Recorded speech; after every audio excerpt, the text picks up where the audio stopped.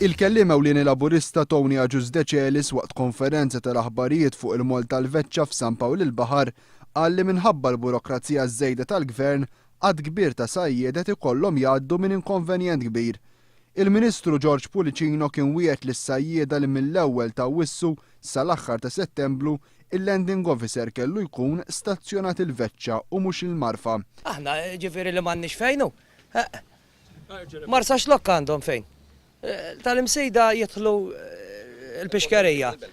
L-awċejn jidħlu l-Marfa. Allura aħna la m'għandniex fej. Il-Marfa ħanedlek, il-Marfa jekk ikun moderat, speċjalment mill-Vant, u Grigor, opponent. Ma tistux titrakka mal-moll, għax ifimni tkisser id-dajsa mal-moll inti stess. Ifimni, l-ending officer ma jridx hawnhekk, għedli xi dinna nagħmlu aħna. Jien ma nafx dal-affarijiet min ipproponihom. U li ma esperti għażel biex jituħ il-pariri. Għax naħseb li ma tantx huma esperti fl-opinjoni tiegħi jiena naħseb li qasju fuq x'inhu baħar. Is-sitwazzjoni baqgħet l-istess ma' uffiċjal minn Ministeru ta' George Pulicino ċempel lis-sajjieda u nfurmahom li l-ħut ser jibda jingħatt il-Veċċa. Dan ġara fl-istess jum li l-Partit Laburista ħabbar li ser jindirizza konferenza tal-aħbarijiet fuq is-suġġett. Madankollu meta s-sajjieda ċemplu lill-landing officer dan qalilhom li ma kien jaf b'xejn.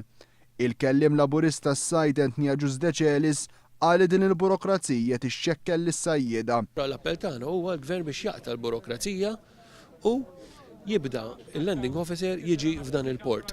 Ħalli dawn jifrankaw kemm il-flus kif ukoll id-diesel. Ukoll l-appell tagħna huwa biex il-Gvern ma jkomplix iżid il-piżijiet fuq is-sajjieda. Bħalma proposta li għamel illi jżid il-piżijiet finanzjarji biex sajjieda blaneġ kbar jikru il-hard standing facilities li hemm Marsa Xlok. Il-Partit Laburista appella lill gvern sabiex isolvi dil-kwistjoni mill-aktar fis possibbli ħalli s-sajjieda ma jibqgħux isofru minn aktar piżijiet.